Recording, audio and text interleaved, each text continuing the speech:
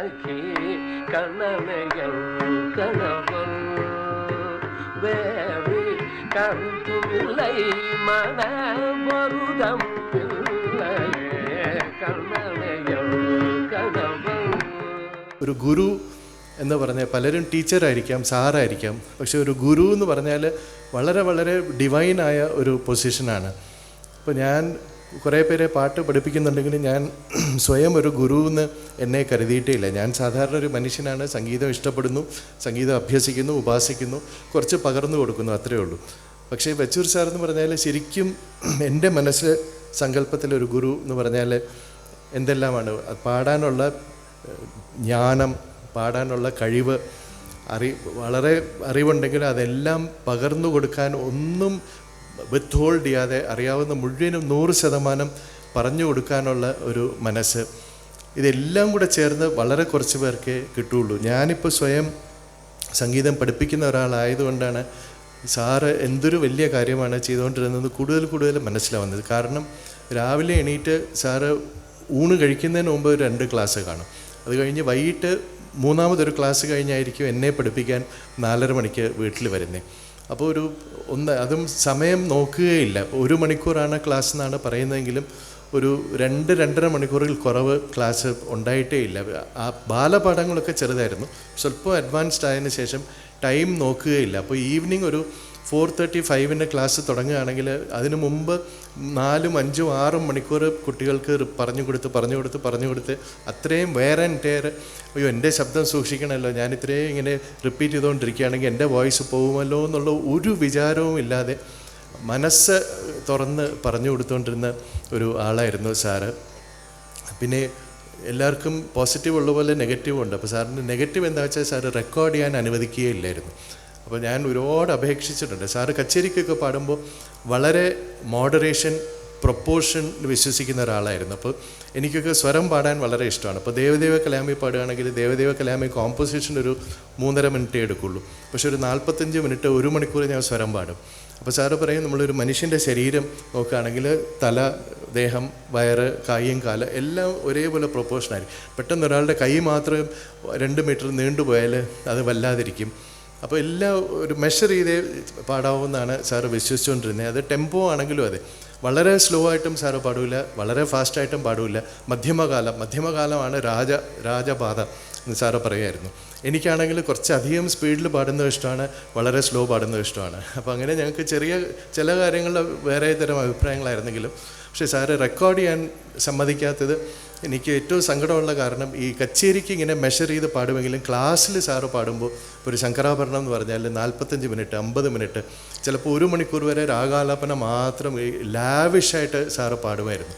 അപ്പോൾ അത് ഞാൻ പറയും, സാർ ഇത്രയും ഇത് പ്രിസർവ് ചെയ്യണം, അത് ഞാൻ എപ്പോൾ വേണമെങ്കിലും പാടാം, അല്ലെ ഇത് ആൾക്കാർ കേൾക്കണം. അന്ന് ഓഫ്കോഴ്സ് ഇൻ്റർനെറ്റും ഇല്ല, യൂട്യൂബും ഇല്ല, ഇതൊന്നുമില്ല. പക്ഷേ എന്തെങ്കിലും രീതിയിൽ ഇത് ആൾക്കാർ കേൾക്കണം. അല്ലല്ല അതൊക്കെ രഘു മാത്രം, നമ്മുടെ ഇടയിൽ മാത്രം എന്ന് പറഞ്ഞാൽ അങ്ങനെ വിശ്വസിച്ചുകൊണ്ടിരുന്ന സെൽഫ് മോഡറേറ്റഡ് ഒരു മനുഷ്യനായിരുന്നു. അപ്പോൾ ഞാൻ പിന്നെ ജോയിൻ ചെയ്ത ഗുരുനാഥൻ ഡോക്ടർ മംഗളപ്പള്ളി ബാലമുരളീകൃഷ്ണൻ സാറ്. അദ്ദേഹം ഒരു സ്വാതന്ത്ര്യത്തിൻ്റെ മൂർത്തി രൂപമായിരുന്നു. സാർ ഇങ്ങനെ പാടാമോ അതോ ഇങ്ങനെ പാടാം, as you like, you can do what you. So തനിക്ക് എന്തോ തോന്നുന്നു അത് ചെയ്തോളൂ എന്നുള്ളൊരു ഫുൾ ഫ്രീഡമാണ് കൊടുത്തിരുന്നത്. അപ്പോൾ ആ ഒരു ഫ്രീഡം കിട്ടുമ്പോൾ അതിനെ ദുരുപയോഗിക്കുകയോ അഴിഞ്ഞാടുകയോ ചെയ്യാതെ ആ ഒരു ഡിസിപ്ലിൻഡ് ഇത് ആവാൻ കാരണം 100% സാറ് 1982 മുതൽ സാറ് മരിക്കുന്നതിൻ്റെ തലേദിവസം വരെ ബച്ചൂർ സാറിൻ്റെ കൂടെ ഇരുന്ന് പഠിച്ചതിൻ്റെ ഗുണമാണ് ആ ഒരു സെൽഫ് ഡിസിപ്ലിൻ വന്നത്. ഞാൻ ഇപ്പോൾ വിദേശത്ത് പോയി കർണാട്ടിക് മ്യൂസിക്കേ കേട്ടിട്ടില്ലാത്ത സായിപ്പന്മാരുടെ മുമ്പിൽ പാടിയാലും ഒരു സാവേരി പാടിയാൽ 100% പ്യുവർ വെജിറ്റേറിയൻ സാവേരിയേ ആവുള്ളൂ. അപ്പോൾ ഇവർക്ക് എന്തായാലും ഒന്നും അറിയില്ല, നമുക്ക് എന്തെങ്കിലും ചെയ്യാമെന്ന് അങ്ങനെ ഒരിക്കലും തോന്നിയിട്ടില്ല. അതിന് കാരണം മെൻ്റലി ഞാൻ ബച്ചൂർ സാറിനെ അവിടെ ഇങ്ങനെ പ്രതിഷ്ഠിപ്പിക്കും ഓഡിയൻസിൽ. എന്നിട്ട് ഞാൻ വിചാരിക്കും ഇത്രയും കഷ്ടപ്പെട്ട് എനിക്ക് ചില കുട്ടികൾക്കൊക്കെ ഈശ്വര കടാക്ഷം വളരെ കൂടുതലാണ്. അവർ വായി തുറന്നാൽ കറക്റ്റ് സ്വരത്തിലായിരിക്കും പോയി ഹിറ്റ് ചെയ്യുന്നത്. ടെമ്പോയും അതെ, ചിലർക്ക് കാലപ്രമാണം വളരെ ശുദ്ധമാണ്. എനിക്കിതൊന്നും ഇല്ലായിരുന്നു. അപ്പോൾ ആദ്യം ശ്രുതി ചേരൂല. അപ്പോൾ ശ്രുതി ചേരാനായിട്ട് സാറ് സാ പാടിയ എൻ്റെ സായിനെക്കാട്ടിൽ സ്വല്പം താഴെ നിൽക്കും. അപ്പോൾ സാറ് തള്ളിപ്പോട്ടെ എന്ന് പറയും, പുഷിട്ടപ്പ് ആ സാ എത്തുന്നില്ല എന്ന് പറഞ്ഞാൽ വളരെ കഷ്ടപ്പെട്ടാണ് എനിക്ക് ശ്രുതി ചേർന്നത്.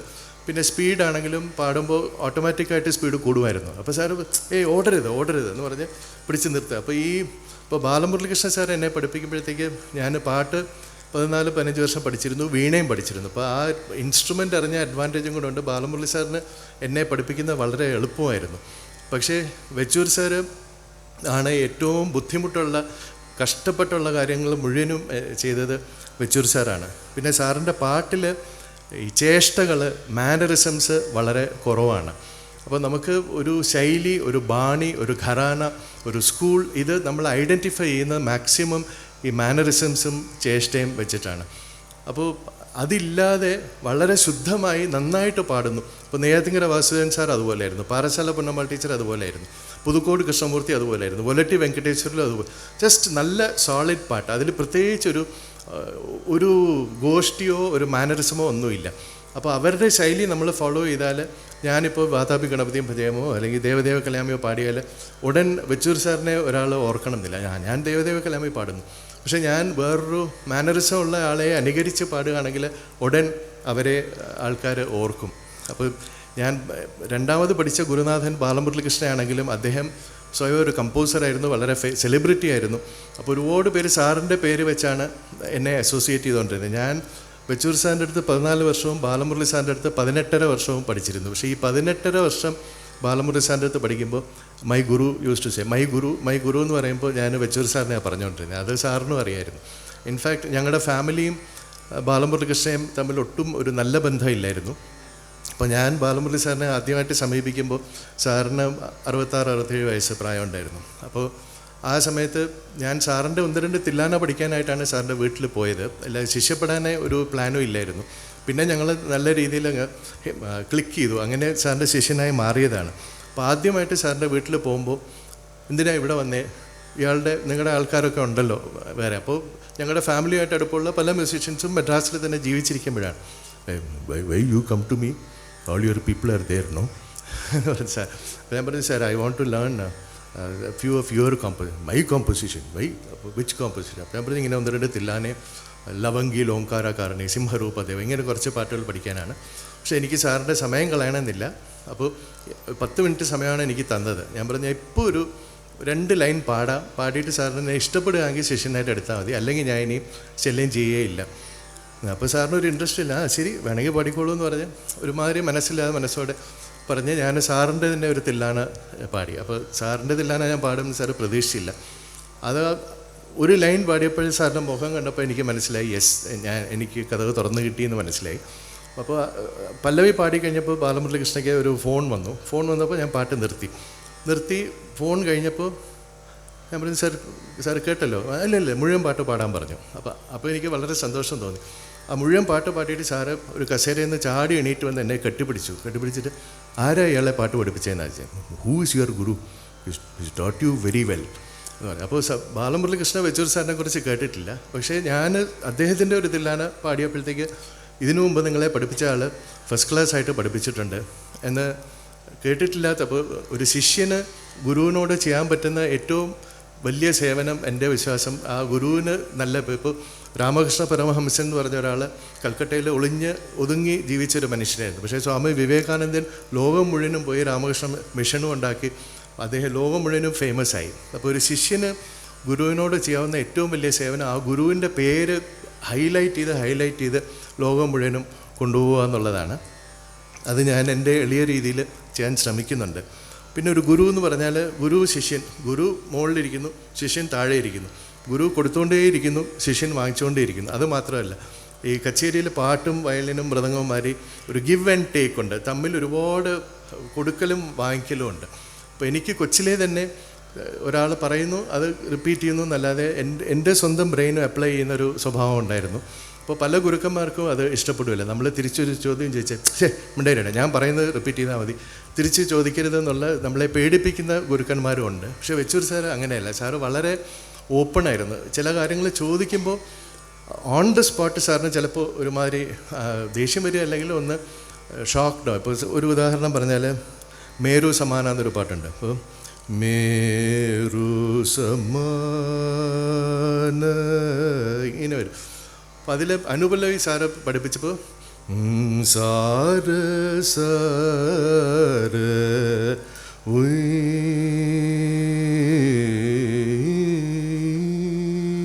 നിർത്തി. അപ്പോൾ ഞാൻ റിപ്പീറ്റ് ചെയ്യില്ല, ഞാൻ മിണ്ടായിരുന്നു.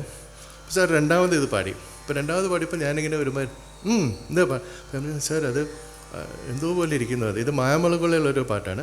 പക്ഷേ സാറ് എന്ന് പറഞ്ഞപ്പോൾ എനിക്കത് ഒരു സാവേരിയുടെ ഫ്ലേവർ തോന്നി. അപ്പോൾ ഞാൻ പറഞ്ഞു, സാർ ഇത് കുറച്ച് സാവേരി പോലെ ഇല്ലേ? അപ്പം ചേച്ചേ പാടാൻ പറഞ്ഞു. അപ്പോൾ ഞാനത് പാടി അടുത്ത ദിവസം സാറ് ക്ലാസ്സിൽ വന്നിട്ട് ഇതേ സോങ് ഇപ്പോൾ സാർ റെക്കോർഡ് ചെയ്യാൻ സമ്മതിക്കാത്തതുകൊണ്ട് ഒരു പല്ലവി തന്നെ ഒരു 3-4 ക്ലാസ്സിൽ പാടി അതങ്ങ് ബൈ ഹാർട്ടായി കഴിഞ്ഞിട്ടേ അനുപല്ലവി എടുക്കുള്ളൂ. അപ്പോൾ അനുപല്ലവിയിൽ അടുത്ത ദിവസം വന്ന് ഈ സംഗതി സാറ് പാടിയില്ല.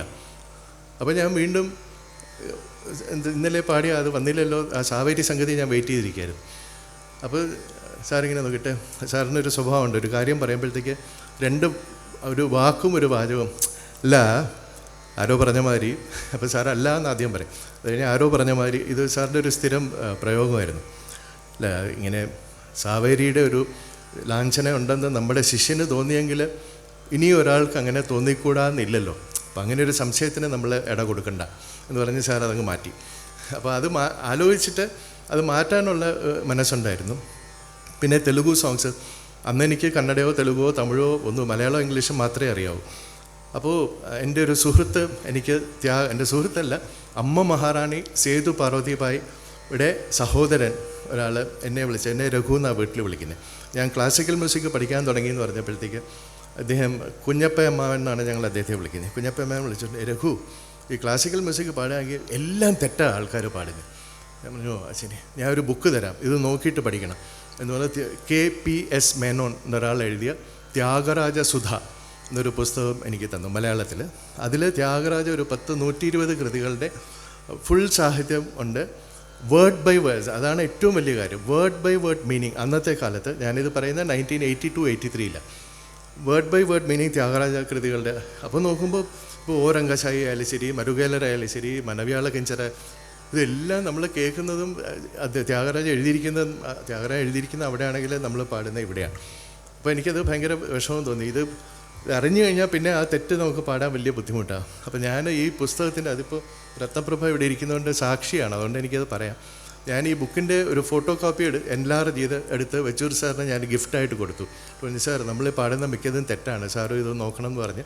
അപ്പോൾ സാറും അത് നോക്കിയിട്ട് ആ പ്രായത്തിൽ, അപ്പോൾ ഞാനന്ന് 15-16 വയസ്സ് ഉള്ള പയ്യനും സാറ് 63-64 വയസ്സുള്ളൊരു പുരുഷനും ഗുരുവുമായിരുന്നു. എന്നാൽ പോലും ഈ ഒരു കാര്യം കിട്ടിയപ്പോഴത്തേക്ക് സാറും അതിന് നോക്കാനുള്ള വലിയ മനസ്സുണ്ടായിരുന്നു. പലരും അങ്ങ് ഇപ്പോൾ നമുക്കൊരാളെ ഇഷ്ടമല്ലെങ്കിൽ അയാൾ എന്ത് ചെയ്താലും ഇത് കൊള്ളില്ല, ബ്ലൈൻഡായിട്ട് അങ്ങ് തിരസ്കരിക്കുന്നത്. അതുപോലെ തന്നെയാണ് ആരാധനയും. എൻ്റെ സാറെന്ന് പറഞ്ഞാൽ സാർ എന്ത് ചെയ്താലും അത് ആണ് ശരി, വേറൊന്നും ശരിയല്ല എന്ന് ബ്ലൈൻഡായിട്ട് ആരാധന. അപ്പോൾ ഈ ബ്ലൈൻഡ് ആരാധനയും ബ്ലൈൻഡ് തിരസ്കരിക്കലും രണ്ടും വളരെ അൺഹെൽത്തിയാണ്. അപ്പോൾ ആ ബ്ലൈൻഡ് അല്ലാതെ മനസ്സ് തുറന്ന മനസ്സോടെ അവസാനം വരെ സ്വയം പഠിക്കുകയും, അതും ഇത്രയും വർഷം ഇത്രയും കുട്ടികൾക്ക് ക്ലാസ് എടുത്തിരുന്നാലും സാറിൻ്റെ ശബ്ദം സിംഗിങ് ടെക്നിക്ക് കറക്റ്റായിരുന്നുകൊണ്ട് സാറിൻ്റെ 1960s 70s 80s ഈ വോയിസ് കേട്ടാൽ സാറ് മരിക്കുന്നതിൻ്റെ തലേദിവസം ഞാൻ ക്ലാസ് എടുത്തുകൊണ്ട് പറയുകയാണ്, ശബ്ദം ഇപ്പോൾ MS സുബ്ബലക്ഷ്മി ആയാലും ശരി, പുതുകോട് കൃഷ്ണമൂർത്തി ആയാലും ശരി, ബാലമുരളികൃഷ്ണൻ ആയാലും ശരി, വൊല്ലട്ടി വെങ്കടേശ്വരലായാലും ഇവരൊക്കെ ശബ്ദം മരണം വരെ അതിൻ്റെ തലേദിവസത്തെക്കാട്ടിലും ശബ്ദം ബെറ്ററായിട്ടേ ഉള്ളൂ. അങ്ങനെ അതിൻ്റെ ഘനവും മാധുര്യം നഷ്ടപ്പെടാതെ അതിൻ്റെ ഗാംഭീര്യം കൂടിക്കൊണ്ടേയിരുന്നു.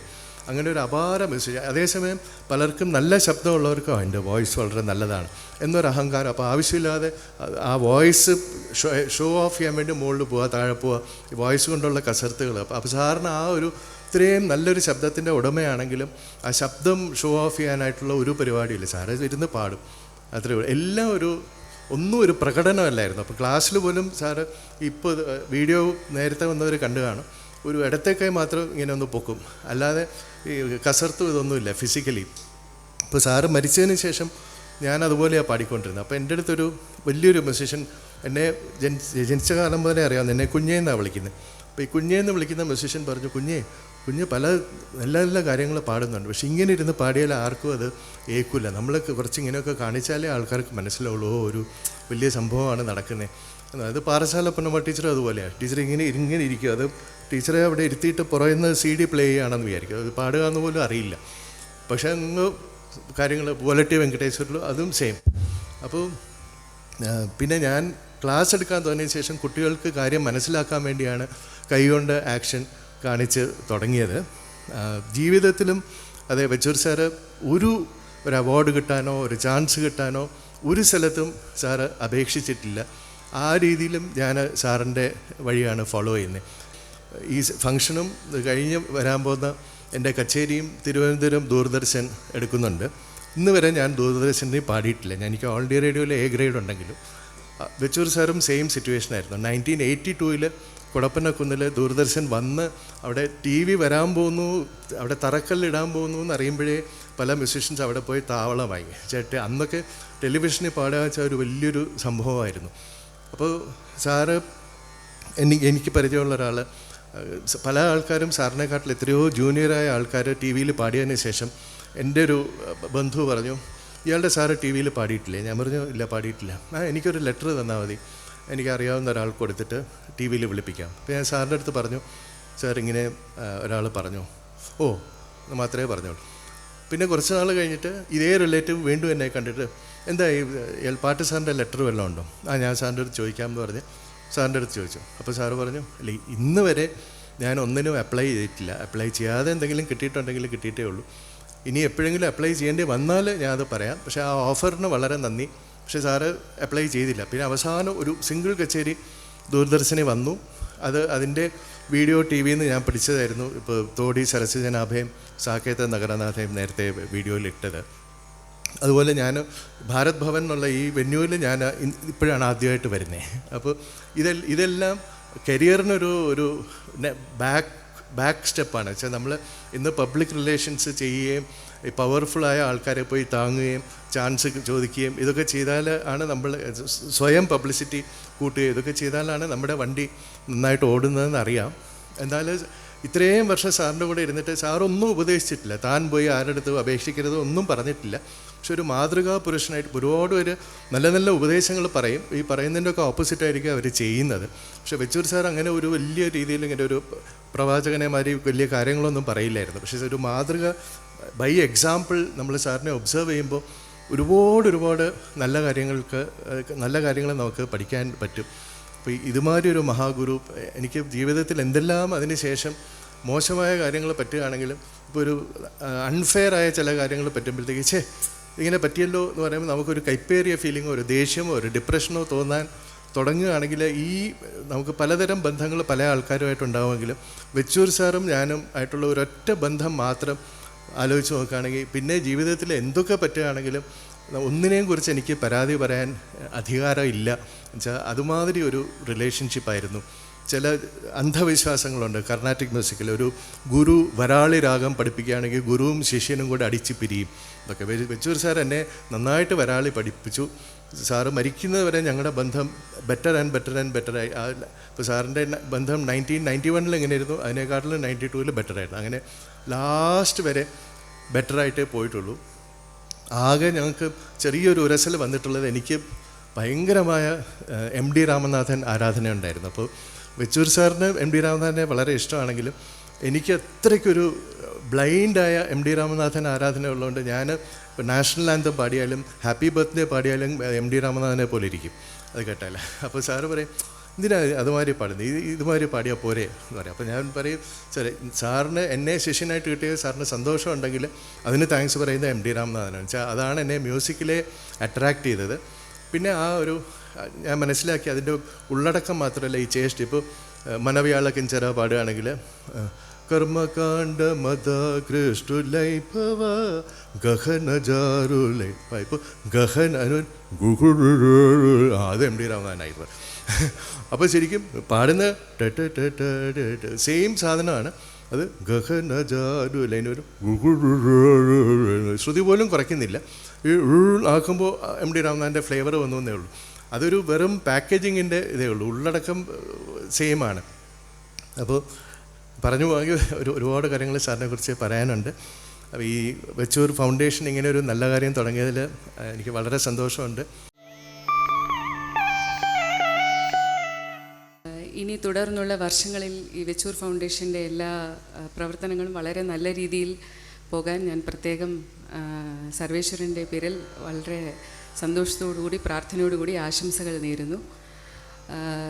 2018 ഒരു ഓർഗനൈസ്ഡായിട്ട് എല്ലാ വർഷവും വെച്ചൂർ സാറിൻ്റെ പേരിൽ ഒരു മെമ്മോറിയൽ ട്രിബ്യൂട്ട് കോൺസേർട്ട് നടത്തണം എന്ന് എനിക്ക് വളരെ ആഗ്രഹം തോന്നി. ഞാൻ 2018 അത് ആദ്യമായിട്ട് തുടങ്ങിയപ്പോൾ എനിക്ക് വെച്ചൂർ സാറിൻ്റെ ഏറ്റവും പ്രിയപ്പെട്ട സ്റ്റുഡൻറ്റ്, എൻ്റെ ഗുരുനാഥനുമായ ശ്രീ പ്രിൻസ് രാമവർമ്മ സാറിനെ ആ കച്ചേരി ക്ഷണിക്കുകയും അദ്ദേഹം വന്ന് പാടുകയും എന്താ പറയേണ്ടത്, എന്നെ എല്ലാ രീതിയിലും സപ്പോർട്ട് ചെയ്ത ആ ഒരു സീരീസ് ഇപ്പോഴും ഞാൻ തുടർന്ന് പോകുന്നുണ്ട് എല്ലാ വർഷവും. വെച്ചൂർ ഫൗണ്ടേഷൻ 2024 ജനുവരിയിലാണ് ഉദ്ഘാടനം ചെയ്യപ്പെട്ടത്. നവംബറിൽ ഞങ്ങൾ പ്ലാൻ ചെയ്തെങ്കിലും ചില സാങ്കേതിക കാരണങ്ങളാൽ അത് ജനുവരി വരെ പോയി. സ്വാതി തിരുനാൾ സംഗീത കോളേജിൽ വെച്ചാണ് എൻ്റെ ഇനാഗുറേഷൻ നടത്തിയത്. 1ാമത് വാർഷികം തിരുവനന്തപുരത്തെ ചെമ്പൈ ഹാളിൽ വെച്ച് നടത്തുകയുണ്ടായി. ഇത് 2025 ശതാബ്ദി വർഷത്തെ ആഘോഷ പരിപാടികളുടെ തുടക്കം ആണ് ഇന്നിവിടെ നമ്മൾ തുടങ്ങി വയ്ക്കുന്നത്. 2026 നവംബർ വരെ നീണ്ടു നിൽക്കുന്ന വിവിധ പരിപാടികളാണ് നമ്മൾ ആസൂത്രണം ചെയ്തിരിക്കുന്നത്. അതിൽ കേരളത്തിലെ വിവിധ സംഗീത സഭകളുമായിട്ടും മറ്റ് പ്രസ്ഥാനങ്ങളുമായിട്ടും സംഗീത പ്രസ്ഥാനങ്ങളുമായിട്ടും ബന്ധപ്പെട്ടുകൊണ്ട് വെച്ചൂർ അനുസ്മരണ പരിപാടികൾ നടത്തുക, സംഗീത കച്ചേരികൾ സംഘടിപ്പിക്കുക. 3 സംഗീത കോളേജുകളിലും യൂണിവേഴ്സിറ്റികളുടെ ഡിപ്പാർട്ട്മെൻറ്റുകളും ആയിട്ട് ബന്ധപ്പെട്ടിട്ട് അവിടെ സ്റ്റുഡൻസിന് വേണ്ടിയിട്ടുള്ള ചില പരിപാടികൾ, അതായത് അവർക്ക് കൂടുതൽ അറിവും വിജ്ഞാനവും കിട്ടുന്ന രീതിയിൽ സംഗീത കോളേജിലെ സ്റ്റുഡൻസിന് ഉപകരിക്കുമാറ് ഉള്ള പരിപാടികൾ സംഘടിപ്പിക്കുക. അതുപോലെ തന്നെ ഇതുപോലെയുള്ള അനുസ്മരണ പരിപാടികൾ നേരത്തെ സെക്രട്ടറി സൂചിപ്പിച്ചതുപോലെ അദ്ദേഹത്തിൻ്റെ തന്നെ കൈപ്പടയിൽ പല ശിഷ്യർക്കും പുസ്തകങ്ങളിൽ എഴുതി കൊടുത്തിട്ടുണ്ട് കീർത്തനങ്ങൾ. അത് പലരുടെ കൈവശവും ഉണ്ടാകും. അതെല്ലാം കൂടി സമാഹരിച്ചിട്ട് ഒരു ഡിജിറ്റലായിട്ടുള്ള ഒരു പ്രസൻറ്റേഷൻ. കാര്യങ്ങൾ ഇത്രത്തോളം മുന്നോട്ട് നയിക്കുകയും ചെയ്തത് എൻ്റെ പ്രിയപ്പെട്ട അനിയൻ ശ്രീ BS ശേഖറാണ്. ശേഖർ അടുത്ത കാലത്താണ് സർവീസിൽ നിന്നും വിരമിച്ച് വലിയ ശാലയിൽ സ്ഥിരതാമസമാക്കിയത്, ഏകദേശം ഏപ്രിലിൽ. ഞാനും പ്രസാദും കൂടി മെയ് മാസത്തിൽ അദ്ദേഹത്തെ പോയി കണ്ടു. ആ മെയ് മാസത്തിന് ശേഷം ഇതുവരെയുള്ള ഒരു 1-1.5 മാസത്തിനിടയ്ക്കാണ് ശേഖർ പലരുമായിട്ടും കോണ്ടാക്റ്റ് ചെയ്ത് ഇത്രയും വിപുലമായ രീതിയിൽ ഇത് ഒരു ഗ്ലോബൽ പാക്കേജ് എന്നുള്ള രീതിയിൽ ഇതിനെ മാറ്റിയത്. ഇന്നത്തെ ഈ ഉദ്ഘാടന പരിപാടിയിൽ പങ്കെടുത്ത വേദി അലങ്കരിച്ചവരും സദസ്സിലിരിക്കുന്നവരുമായിട്ടുള്ള എല്ലാവർക്കും ഒരിക്കൽ കൂടി നന്ദി രേഖപ്പെടുത്തുന്നു.